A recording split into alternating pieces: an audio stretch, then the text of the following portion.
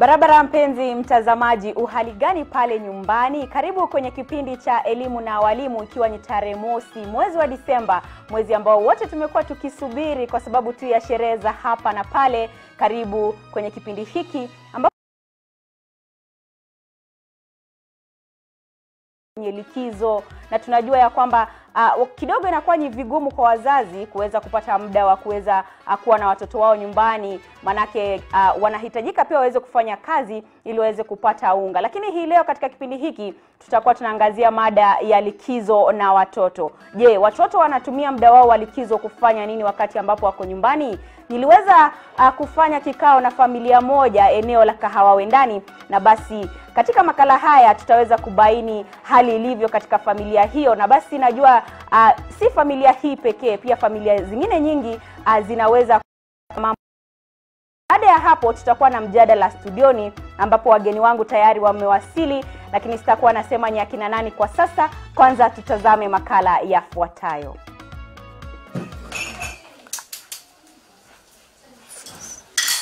Alfajiri asubuhi katika boma la Moses Gadhi Kimodho, mkazi wa eneo la Kahawawendani jijini Nairobi. Ni wakati wa likizo, na hapa watoto wanaruhusiwa kuamka wakati wowote ule, mradi tu watimize majukumu yao ya siku. Wanaporauka wanapiga mswaki na kuingia jikoni kusaidia kutayarisha staftahi. Baadaye wote wanajumuika pamoja sebuleni, na baada ya sala wanapata kiamsha kinywa. Wakiamka asubuhi, wanajua, kila mtu anajua kazi yake, wanajua breakfast, wanasaidia aunti yao, kama saizi wanaweza msaidia hata kama ni kupika, wanamsaidia kidogo. Sana sana wakiamka siwaulizangi mambo ya kufanya homework ama nini. So wakati wanaamka ni mtu ajiprepare, akunywe chai, na wanakaa hapa, tunakaa na wao kidogo kidogo, alafu mimi naenda kazi. Katika familia hii ya Gadhi wote ni wanabiashara, ambapo wakati mwingine inawalazimu kurauka kuelekea kwenye shughuli tofauti angalau kutafutia wana wao unga. Lakini kama wazazi wengine wowote, wanajikaza kuhakikisha kuwa wanapata muda kidogo na watoto wao, haswa wakati huu wa likizo. Sana sana kitu moja mimi nakuanga nayo, mimi kila jioni lazima tuonane na watoto, kwa sababu lazima tuombe pamoja, lazima tukae na wao, niwaulize wanipe wameshidaje, wameshida wakicheza, wameshida wapi. Na kama wakati huu wamefunga shule, sana sana mimi hutoka huku saa 3:30, na ikiwa hata nitaenda I make sure kitu 5:30 niko huku, na nikichelewa sana saa zingine nakuja very late, but I make sure hawa watoto lazima nikae na wao. Regan Kimodho, ambaye ni mzaliwa wa kwanza katika familia hii, anatusimulia jinsi anavyoshiriki likizo, huku akieleza baadhi ya shughuli anazojihusisha kwazo wakati kama huu. Nikishaamka huwa natandikanga kitanda, na nakunywa chai na brush, na tena naenda kupitia kama nimemaliza homework yote. Nikishafanya hivyo huwa nakuja na watch kidogo, naenda nje kucheza ball na kuendesha taya. Kando na hayo, watoto hawa pia wana talanta ambazo wanatumia muda wao wa mapumziko kukuza kwa njia moja au nyingine. Kimodho kwa mfano ana ujuzi wa kuchora, huku dadake anayemfuata akiwa na kipaji cha uimbaji ambapo anakuza kila kukicha. Bless the Lord of my soul, oh my soul, I worship his holy name. Sing like never before, oh my soul, I worship his holy name.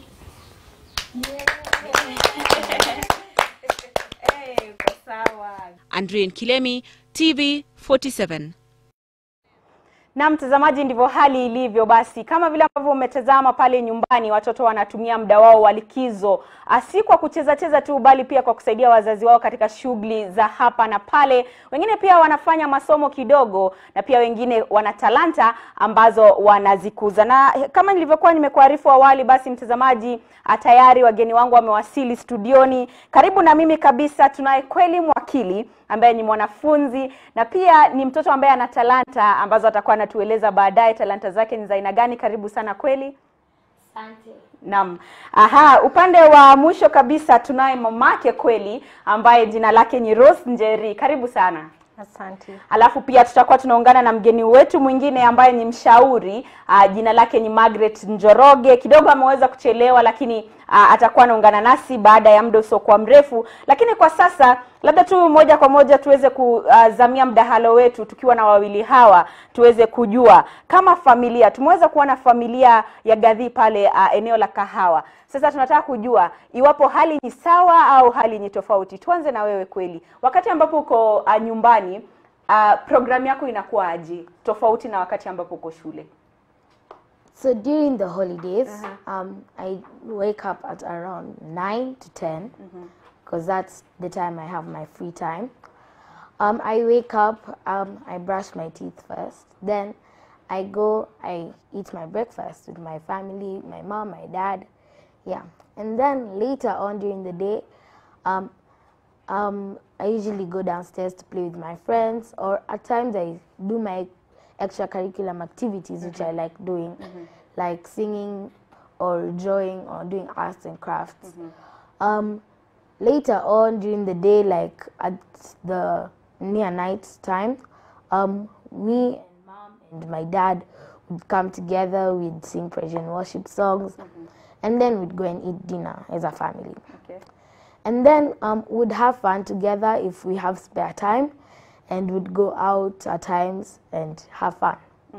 Now during the school times, I usually wake up at 5:30 in the morning. I first eat my breakfast, then I go brush my teeth, I wear my uniform, and then I'm ready to go to school.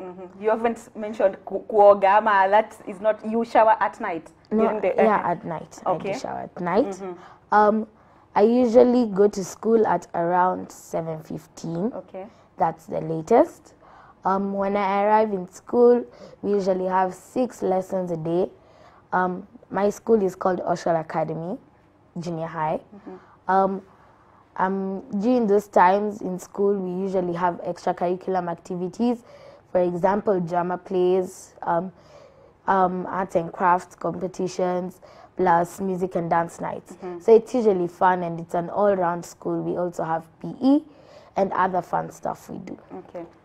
Sawa sawa. So umeweza kugusia swala la kuimba. Utakuwa unatuonyesha kipaji chako kidogo cha kuimba. Pia naelewa wewe ni muigizaji, actor. Yes. Kidogo tueleze kuhusu uigizaji na labda unafanya kipindi gani? So I act in Kenda Imani. It's a TV show that's aired in KBC. I love acting. It's my passion. I had a lot of energy since I was a small kid, and I used to mimic the people on TV. So one time my mom decided, okay, we have to find connections. So luckily a lady we were called for an interview through another lady called Jackie. She helped us, and then I got the role as Brooke Wayua. Brooke is this kid who is notorious and has 2 siblings. So these 2 siblings love him, yes, but they don't tolerate his behaviors. They defend him at times from his father and mother, but at times they sell him in from his troubles. During my acting times, I usually act during the holidays most of the time. During school times, I don't act as much as I would during the holidays. Because during school times, I focus on revising for exams and reading, plus extracurricular activities. Okay. Sawa sawa, asante sana. Rose Njeri, mamake kweli. Mtoto ana kipaji na pia anaonekana anatambua jinsi ambavyo anafanya maneno yake wakati wa likizo. Wewe kama mzazi, tunapata ya kwamba hapa nchini Kenya wazazi wengine wanasema mimi wacha shule ifunguliwe, nimeshachoka. Kwako kama mzazi, hali inakuwa vipi pale nyumbani? Okay. Mimi kama mzazi naweza sema for me holiday it's important to me because that's the time I get to interact with him, and I normally have a plan. I have a very positive attitude towards holidays. I don't understand why parents go like holidays, it's a tough time to be with the kids. I normally have a plan. In course of the time, I think through what will we do over the holidays, because he has a very busy schedule. He acts for KBC, so that means I have to plan when for him to be dropped, to go through his scripts. He has to be good at it. I'm like his coach, so I have to create time for that. Then he has to grow as a child. So I make sure I train him other activities like participating in house activities like cooking. So every holiday we have a recipe to try with him. So like he can bake very well. This holiday he wants to learn how to make curries and what else did we discuss? Chapatis. And it's a challenge for him, but he has to grow. So as a parent, I feel it is important for me to plan ahead, to be creative, to be innovative, and to develop that positive energy. And I've realized that way he's able to grow as an all-round child. So people approach me and they tell me, hey, there's something about your child, he can do so much. But they don't understand that behind that child there is effort. And there is a very proper planning and focus. I look through, like at times you can't afford those expensive holidays. We have to be around home. What do you do with your child during that time? Then I also help him to know he has to be responsible for himself. If I'm busy, he has to take care of himself. He has to know when to eat, how to manage his time. Like for example, during the holiday, most of the time he wakes up late. And I just decided, okay, let him be. Because through the term, he wakes up early, consistently. He's not, we don't struggle to wake him up. But during the holiday, he takes his time. He'll wake up at 9. If we are not there, he'll have to prepare his breakfast and have it alone or with whoever is in the house. So for me, holiday time is a time to bond with him and to catch up certain areas where I feel he needs support. Okay. So kweli inaonekana ya kwamba likizo yako inakuwa ina shughuli nyingi sana tofauti na likizo ya watoto wengine ambapo unapata wana muda mrefu, labda kazi tu ni kutazama televisheni au kwenda nje kucheza. Kwa hivyo wewe ni mwanafunzi na pia wewe ni mtoto ambaye unahitaji muda wa kucheza. Vile vile wewe ni muigizaji, una talanta ya kuimba. Sasa nimesikia pia unataka kujifunza kutengeneza chapati, kutengeneza keki. Kwa hivyo muda huu wote unatoa wapi na how do you balance between all these things? So during the holidays, that's when I mainly do my acting. So we are usually given a schedule of what will be done when. So once we got the schedule, now I usually plan with my mom what we should do during the holidays, how we should do it, and what time. And just in case if there's something that can interrupt the holidays, at least I have someone who can at least take over if she's gone. Okay. So basically, this is how I usually plan. During the days I have shoots, like for my acting. During that week, I would basically focus on my script, my lines, and basically just that. When I don't have my KBC acting, I usually have time with my mom. We bond. Me and my dad go places. We have fun. I do arts and crafts. And at times, I even go to my friend's house and we just talk, chat, and even play sometimes. So basically, it depends on when is put where. Yeah.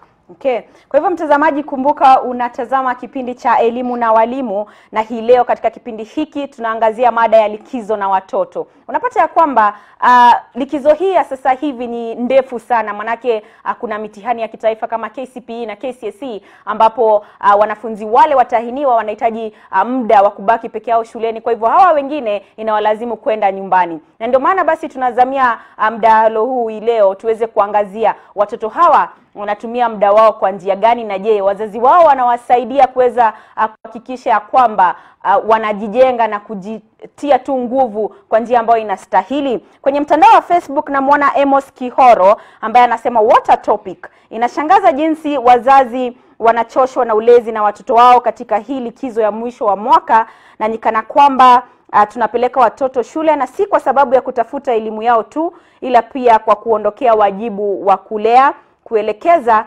kudiscipline na mengine mengi. It is evident that likizo huwa ina-expose udhaifu na kushindwa kwa wazazi katika kutekeleza wajibu wao na majukumu yao ya ulezi. Ni maoni ya Amos Kihoro kwenye mtandao wa Facebook. Kwenye 22047 ambayo ni nambari yetu ya SMS, na muona mmoja anasema Hongera TV47 tunawatazama tukiwa maeneo ya Nakuru. Kwa hivyo zidi kutuma maoni yako kwenye 22047. Utueleze wewe kama mzazi ni jukumu lipi ambalo unachukua kuhakikisha ya kwamba mtoto wako anajihusisha katika masuala ambayo kidogo yataweza kumwepusha na vitu kama labda kutumia madawa ya kulevya au kupotoka tu. Kwenye nambari 22047, Twitter ni @TV47KE, Facebook ni TV47 Kenya. Tuweze kurejea hapa studioni na Rose Njeri ambaye ni mzazi. Kuna mmoja ambaye anaitwa Amos Kihoro, anasema ya kwamba likizo hii haswa wazazi wengi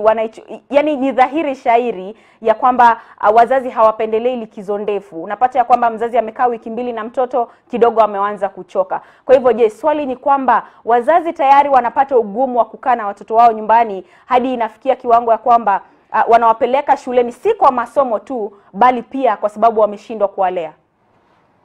Naam, yes. Venye mimi naonelea maybe the challenges zile wazazi wanapata ni lack of maybe self motivation. How do I handle my children when they are home? Naam. So I think maybe there's a gap in our country that needs to be met. Okay. To empower parents to appreciate their children more. When they're doing all the things they're doing in the house, they're making the house dirty, they're all over. They have so much energy. As a parent, you have to think, how do you utilize that energy? Because if you don't think through, then the natural course you take its place. And then you're frustrated. You don't know how to deal with your child. You don't know how to even discipline them. You end up beating them or fighting with them. And we all know, mtoto akifikisha miaka fulani, you should be able to talk and discuss. How can we use this time together? Sometimes I'm very busy and I have to come back and ask him, I only have this much time. What do you want us to do together? And we discuss. Because when we discuss, he's able to feel fulfilled and to plan accordingly. But if I don't do that, he'll be lost. Mom is so busy, she has no time for me. Dad is so busy, he has no time for me. What will that child do? They'll go into drugs, they'll go into whatever else is available, and those things are actually available in our neighborhood. Yes. So as parents, we have to go that extra mile and know we are the primary person in our children's lives. Yes. Asante sana. Kwa hivyo namuona Jasper Ondimu ambaye anatazama kipindi, anasema hello Andrin, swali langu ni je, mbali na kusomea masomo mengine mengi, yeye husoma vitabu vya Kiswahili. Nadhani leo ni swali lako kweli, manake umezungumza kwa lugha ya Kiingereza kwa sana. Kwa hivyo anauliza iwapo wewe unachukua muda kusoma vitabu vya Kiswahili. Kiswahili ni lugha ya taifa. Okay. I do understand Swahili a lot, but talking, I'm not so fluent. Labda ujaribu sasa ujibu hili swali kwa Kiswahili tuone. Okay. Sasa mimi husoma vitabu za Kiingereza. Nimeanzia kusoma kitabu inaitwa Unstoppable by Nick Vujisi. Hii lugha ya Swahili it gives me challenges rather. Even though I understand, I find it hard to talk. Kwa sababu labda tangu utotoni umekuwa ukizungumza lugha ya Kiingereza. Ndio. Aha. Haya basi, labda tu tuweze kuangazia interest yako ya kuweza kutaka sasa kubake na kutengeza chapati, ilhali tayari una talanta zingine kama kuimba na kuigiza, ilitokea wapi? So when I was small, I used to admire musicians who used to come on stage on church. So basically, I would like to go on stage. I used to have that hope. One day I would go there, I would be the one. Slowly by slowly, I started singing with Mom. We used to have so much energy and we used to just sing and shout. And we used to have so much fun. And then I also noticed I have a passion for cooking. Like I would see Mom in the kitchen, I'd also want to do what she's doing. I would want to copy her. Even my dad, he loves cooking. I would always be there when I was small. I would watch him do everything. And at times I would ask myself, one day I would be like this person. I'll be cooking one of the best foods in the world. So basically, this talent and passion started when I was very small. Basically because of the environment I was in. There was so much encouragement, so much eager and like that push that you can do it, you can do it, you can do it, and you can make it. And yeah.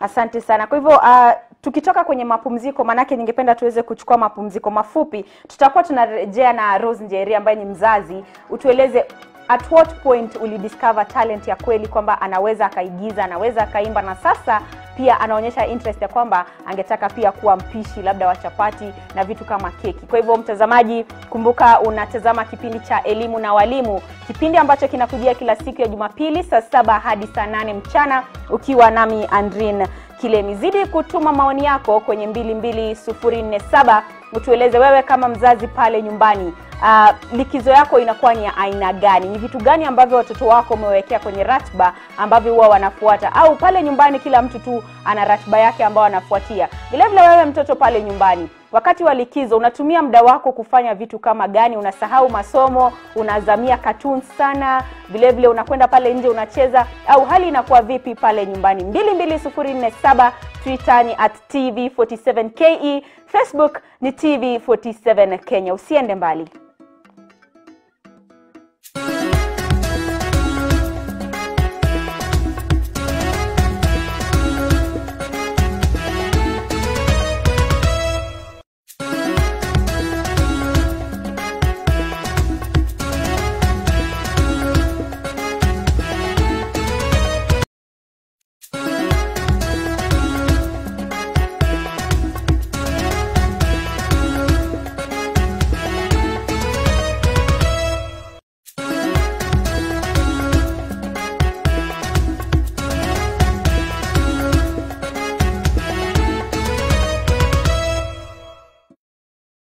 Naam, karibu tena mtazamaji. Asante sana kwa kuzidi kutazama runinga ya TV47. Kumbuka unatazama kipindi cha Elimu na Walimu, kipindi ambacho kinakujia kila siku ya Jumapili saa 7 mchana hadi saa 8, ukiwa nami Andrin Kilemi. Hapa tunaangazia masuala ya elimu, changamoto zilizopo. Na hii leo mtazamaji, tunaangazia likizo na watoto. Ni likizo ya Disemba ambayo ni mojawapo tu ya likizo ambayo ni ndefu sana, na kidogo wazazi wanaweza kutofautiana na watoto wao kwa sababu ya ile hali ya vuta ni kuvute, labda mtoto anazembea kwa njia moja au nyingine.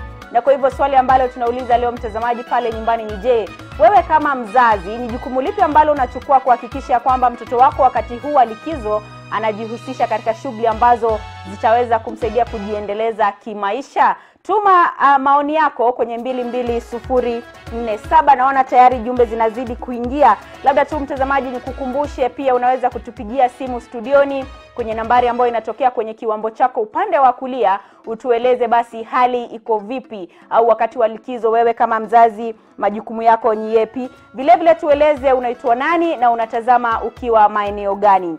Na studioni tayari mshauri wetu ambaye nilikueleza hapo awali atakuwa anajiunga nasi, Margaret Njoroge, amewasili. Karibu sana, na pole kwa sababu ya kuchelewa. Najua labda traffic kidogo au hali tu ambayo haungeweza kuiepuka. Shukrani sana. Asante, nafurahi kuwa nanyi. Na naamini tutakuwa na wakati mzuri, tutajifunza mawili ama matatu katika hiki kipindi. Asante sana. Labda tuanze na wewe kabla hatujaelekea kwake Rose Njeri. Kwa maoni yako wewe kama mshauri, unajua ya kwamba wakati wa likizo hasa hapa nchini Kenya, nilikuwa nimemdokezea awali kwamba wazazi wengi wana ile hamu ya kusema watoto warudi shuleni, tayari nimechoka. Kwa hivyo mtazamo wako ni upi wakati ambapo wanafunzi wako nyumbani? Je, wanahitaji muda zaidi wa kuweza kukaa na wazazi wao, na kwa sababu gani? Shukran sana, hilo ni swali nzuri sana. Kusema kweli, kulingana na mimi ama kutokana na mimi nitasema kuwa huu ni wakati ambao ni mzuri sana kama wazazi wangetumia huo wakati kuwa pamoja na watoto. Naam. Sababu ya kwanza, wakati unakaa pamoja na mtoto wako zaidi, utaweza kumfahamu na utaweza kumuelewa zaidi. Maana kuna mambo mengi ambayo watoto huwa wanafanya, unasikia mzazi anauliza ama anasema huyo si mtoto wangu. Na anasema hivyo kwa sababu hajamjua mtoto wake. Kwa hivyo ingekuwa ni wakati mzuri sana kama wazazi wangechukua hii nafasi ama huu muda ambao unakuwa wa miezi miwili. Wachukue hiyo nafasi ili wakae na watoto wao, waweze kuwajua, waweze kuwasikiliza, na hata la zaidi waweze kujua watoto wao wanapenda kufanya mambo yapi zaidi. Naam. Kwa hivyo ingekuwa ni vizuri zaidi kama wazazi wachukue nafasi ya kutumia muda wao zaidi kukaa na watoto. Naam. Yes. Asante sana. Na nadhani sasa ni wakati mwafaka sana wa kuweza kumhusisha mzazi ambaye mwanawe ndio huyu hapa, ana talanta si haba. Mtoto huyu anaweza kaigiza, anaweza kaimba, na sasa ameonyesha hamu ya kuweza kutaka pia kubake na kupika vitu kama chapati. Kwa hivyo ni kutokana na ile hali ya kushirikiana na mzazi ndo mzazi akamuelewa. Na labda tu tueleze kidogo, at what point ndio uliweza kukaa chini na ukaona ya kwamba mtoto ana talanta, na kwa hivyo ni jukumu langu kama mzazi niweze kumsaidia kukuza kile kipaji? Okay. I can say ni mimi nilikuwa tu katika harakati za just to bring up my child, and I did the best I can do as a parent. And along the way, when he was very young, I would meet people and they would tell me, oh, I hope that you're doing something extra with your child. Oh, your child can do advertisements. Oh, your child this and that. And the more people told me that, the more I wanted to hide him. To hide? Yes. Because I'm a bit shy. I want to bring my family up in privacy. Okay. And so it reached a point one time, just parenting as usual, I took him for a program managed by AFTREC. Okay. And actually a friend of mine told me, it's good, you can take him, he'll learn 1, 2, 3 things. And then from there he was called various TV interviews, like Citizen, they called him. And so from that time, just as a parent, I prepare him. I have to help him like build on his confidence, and at times just to reassure him, because I believe as a parent, as he's growing up, I have to provide that platform where he feels no matter what happens out there, I can come back home.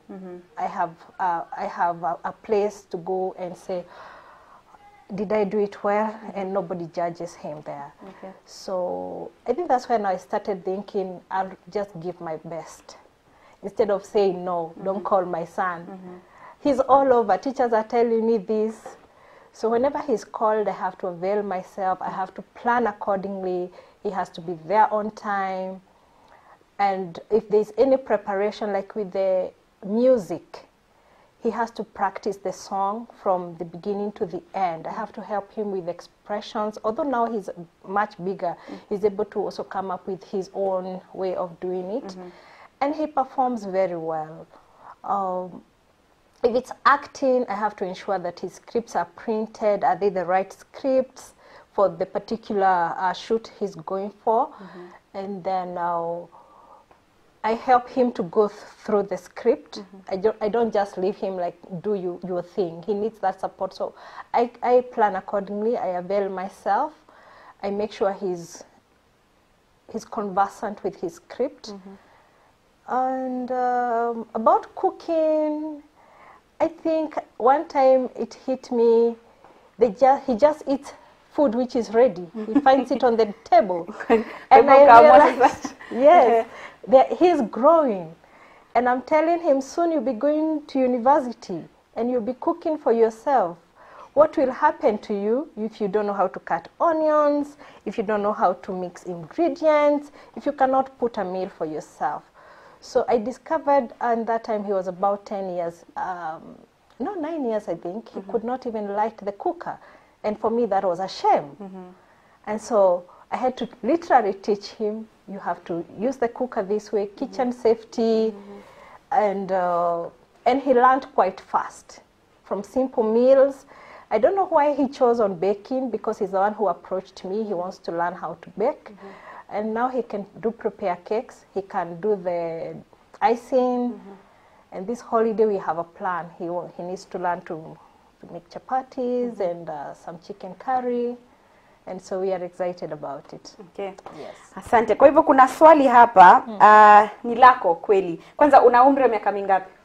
I'm 12 years old. Darasa la? I go to a British system school, so right now I've just entered year 8. Okay. Kwa hivyo kwa karibu kuingia shule ya upili next year. No, I've just entered year 8 now. So I'll be continuing year 8 until next year September. Okay, safi. Kwa hivyo mmoja anauliza, ask kweli where he sees himself in 5 years time. In 5 years time, I'll be 17. So basically by that time, I'd like to be going to a university called Harvard or Oxford. Those are my So targets. you are very specific on which universities you want to go to. Yeah. Why? Well, because from those 2 universities, I find them like one of the best, the top best universities. And I'm seeing myself like, yes, you can do it. Even though like people are saying, why Oxford, why you can go to this one, why outside the country? There's that target I want to reach, and I believe in myself. Okay, so from 5 years from now, where do you see yourself? Just to answer I see myself this question. in Oxford or Harvard. Then later in life? Later in life, I still want to continue with my acting career.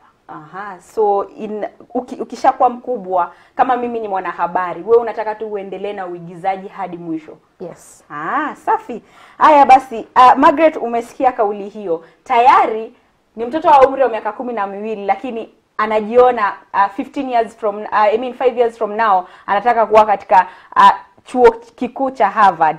Kwa hivyo sijui mtazamo wako ni upi kama mshauri. Kuna watoto ambao hata ukiwauliza sasa hivi 5 years from now unataka kuwa nani, hawana any idea. Kwa hivyo kipi ambacho kinachangia kwa watu kuwa na tofauti hii? Labda tu from a psychologist point of view. Shukran sana. Ukimtazama ama ukimsikiza kweli, utaona ni mtoto ambaye amejifahamu. Anajua mwaka huu nitafanya nini, mwaka huu nafanya nini, na pia natarajia kufanya nini maishani. Na ili nifanye hivyo, ni nini ambayo nitakana niwe nafanya. Na hii ni kumaanisha kuwa huyu mtoto amekuwa na msingi bora. Na hiyo pia ni changamoto kwetu sisi wazazi. Kwa maana umesikia kama mamake akizungumza, unasikia akisema akiona akifanya kitu fulani na yeye anataka kumencourage kufanya ile kitu. Kwa mfano ikifika ni wakati wa kuigiza, anajaribu yeye kama mzazi amsaidie aende akafanya ile printing ya zile script ili aweze kuona kuwa amefaulu. Hiyo ni changamoto kwa wazazi. Na tusiweke tu umuhimu katika masomo hii academic, lakini pia tuweke umuhimu katika talanta za watoto wetu. Na hili hatuwezi kuligundua kama hatukai na watoto wetu.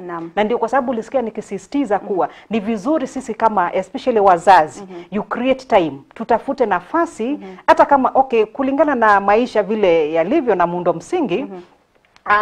Maisha siku hizi yana changamoto mingi. Manake unahitajika ulipe kodi ya nyumba, shule ndio inatakikana ulipe, unatakikana uwe huko kazini. Hizo changamoto zote, na pia watoto wako hapo. Ule. Na ndio kwa sababu Mswahili akasema kuwa kuzaa si kazi ila kulea ndio kazi. So lazima ujaribu uweke kila kitu kwa kiwango.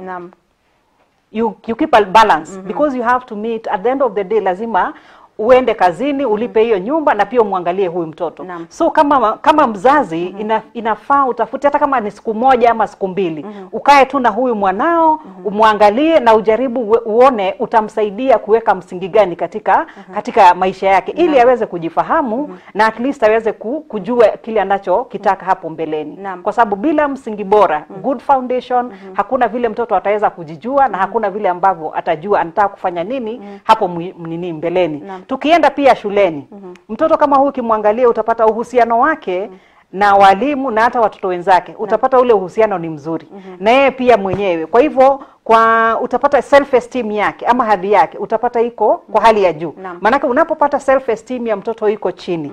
Na ujue especially watoto wanapokuwa huwa wanakuangurana sana upande wa self esteem. Maana utapata mwingine anatembea ama hata wanacheza boli na mwambie wewe hata hujui kutakata mpira vizuri. Na yeye inamfanya self esteem ya mtoto inashuka chini. Kwa hivyo sisi kama wazazi akija pale nyumbani Pia tunakosea. Wewe unafanya kitu kinafanywa comparison. Unakompea kweli na mwenzake. Unamwambia mbona wewe usifanye kama yule. So hapo unamvunja moyo. Lakini sisi jukumu letu inatakana encourage ama tumpe moyo kulingana na kile ambacho anachokifanya na tumsaidie kutia bidii. Hapo itamsaidia kujenga ile confidence yake na pia awe na muongozo katika maisha yake. Na kidogo tu tuweze kuangazia hivi majuzi kaunti ya Kilifi iliweza kuripotiwa kuwa na visa 14,000 vya mimba ya mapema, teenage pregnancies. Na kati ya visa hivi inasemekana ya kwamba wanafunzi au watoto wa umri wa hadi miaka 11 basi ni watoto ambao wanajipata tayari wameweza kupata mimba za mapema. Kwa hivyo sijui changamoto hii inatokana na hali gani? Maanake haswa wakati huu wa likizo ndo visa kama hivi vinaripotiwa. Shukran sana. Ukiangalia kwa mfano kama sasa ukienda kule upande wa pwani, huwa kuna changamoto sana especially ikifika ni watoto kwenda shuleni. Unapata si watoto wengi ambao wanaenda shuleni. Kwa hivyo maadili ya shule unapata hawapati. Aya, turudi kwetu kwenye manyumbani. Unapata pia yale mambo ambayo watoto walikuwa wanafunzwa zamani. Siku hizi yamepotea. Cultures zetu siku hizi watoto hawafunzwi. Maana culture zilikuwa zinasaidia sana. Unaketisha mtoto, unamfundisha maadili mema. Kando na hivyo unapata pia wale ni watu wazima, unapata tukiona kitabia watu siku hizi wamepotoka. Na sana sana watoto wetu especially 10 years and below, miaka 10 kurudi chini. Hawa watoto wengi huwa wanajifunza ama kusoma kufuata tu na just observation, kutazama wewe kama mzazi unafanya nini. Kwa mfano mimi nikitoka asubuhi na nikikuja usiku, mtoto wangu kesho namwambia afanye vile vile. Because especially kama wazazi wanakuwa kama role model kwa watoto. Kwa hivyo unapata hizo changamoto zinakuja manake siku hizi maadili yetu tumeyaweka kando. Culture zetu tumeziweka kando. Nafasi ya kupatia huyu mtoto aende shuleni pia ni changamoto sana upande wa Kilifi. Na unapata especially wacha nizungumzie hii kitu ambacho tunaita self esteem. How do you value yourself? Vile wewe mwenyewe unavyojitazama. Wakati self esteem ya mtoto ama mtu yeyote yule. Kwa mfano kama wacha niseme mtoto wa kisichana. Tuseme kwa mfano wakati anapokuwa na hajaambiwa na mzazi kuwa you're looking good. Atatamani kwenda kuambiwa na mvulana ati you are looking good. Na wakati anapoambiwa hivyo anaona haya kumbe huyu ananiambia vizuri. So what does that? Hiyo inaelekeza huyo mtoto wapi? Si itamuelekeza kule. Manake nyumbani hapati nini? Hapati yale malezi bora. Kwa hivyo hiyo ni changamoto. Sisi wazazi tuangalie mvua ilianza kutupiga wapi? When did the rain start hitting us? And at the same time huwa tunasema kuwa tunda halianguki mbali sana na mti. Kumaanisha kuwa ukiona mtoto wako hivi hata mzazi muangalie sana. Kuna swali wanasema pia mtoto umleavyo ndivyo akuavyo. Vile vile wanasema mtoto wa nyoka ni nyoka. Kwa hivyo ina maana kwamba jinsi ambavyo wewe mwenyewe kama mzazi unajukumika basi itaweza kidogo kuathiri jinsi ambavyo mtoto wako anakuwa. Si kidogo. Manake kumbuka nilivyosema kuanzia miaka 10 kurudi chini. Watoto hujifunza sana kwa kutazama. Kama sasa huyu akikutazama vile unafanya hivi in the next few years na yeye pia ataiga. Zamani ukiona watoto wakikua kama mimi wakati nilikuwa nakuwa nilikuwa naona watoto wakianza kupika pale na hapo na aliona mamake akipika. Wanaanza wakicheza pale, anachukua gazeti anauliza baba ufanya nini? Anachukua gazeti anaketi kwenye kiti akisoma. Manake huwa anaona baba akifanya vile. Na atakavyokuwa unapata yule mtoto anafanya exactly vile. Ukipata mzazi ambao wanakuwa na vita pale nyumbani, a big chance is that huyu mtoto atakapokuwa hata yeye kama ni vita alikuwa anaona nyumbani itafanya nini? Itaendelea. Manake si lazima umwambie lakini anatazama yale yanayoendelea pale nyumbani. Kwa hivyo environment is very very important kwa mtoto ambaye anayekuwa. Yes. Asante sana. Kidogo mwelekezi wangu ananieleza ya kwamba muda umekwisha, kwa hivyo nitakuwa nachukua maneno ya mwisho. Kweli kwa watoto ambao wanakutazama sasa hivi, labda ungependa tu kueleza nini haswa? Sasa hivi I would like to say be yourself. Don't try to be like other people. Even though there's no one encouraging you, encourage yourself. You can do it, you can build yourself up. If you have talent, don't hide it, don't shy it away from anyone. Express yourself the way you want to and be yourself. Okay. Rose Njeri, kama mzazi, utawaambia wazazi wengine ambao wanatazama wafanye nini? Okay, wazazi wanaonitazama nitawaambia parenting is an active duty. You have to plan, you have to be creative, you have to know you are the parent to your children. Naam. Yes, don't hand over your parenting duties to other people. Naam. If you're alive, take it, be active at it, believe in yourself that you can be the best parent. Naam. Yes. Asante sana. Kuna mmoja kwenye 22047 namuona anasema mshauri Margaret Njoroge ana mawaidha muhimu sana. Kwa hivyo anapongeza kwa sababu ya mawaidha ambayo mweza kutupatia. Mwingine anasema Jambo TV 47, wazazi wajukumike sana hususan mwezi huu wa Disemba. Kuna magonjwa na pia kuweza kutiwa mimba. Wengine wanaelekea baharini kuogelea na kujichanganya na wenzao. Tusiwaachilie sana watoto wakati wa likizo, tunapaswa kuwaweka karibu. Asante sana David Davis kutoka Mombasa. Kwa hivyo mtazamaji, umekuwa ukitazama kipindi cha Elimu na Walimu. Asante sana kwa wote ambao wameweza kufanikisha kipindi hiki. Tumekuwa tukiangazia tu swala zima la likizo na watoto, na kama vile ambavyo tumeweza kusikia kutoka kwa wageni hapa studioni, ni kwamba ni muhimu sana kwa sisi kama wazazi kuweza tu kutenga muda wa kuweza kuwa na watoto wetu. Na kama vile ambavyo mshauri Margaret Njoroge ameweza kusema ni kwamba tunda halianguki mbali sana na mti. Kwa hivyo wewe kama mzazi uweze kujukumika na uhakikishe kwamba wakati wa likizo mtoto anaweza kufanya vitu ambavyo vinamfaa. Kwa hivyo kufikia hapo mimi nitakuwa nafunganya virago vyangu. Tukutane wakati mwingine panapo majaliwa yake Mwenyezi Mungu. Kwaheri.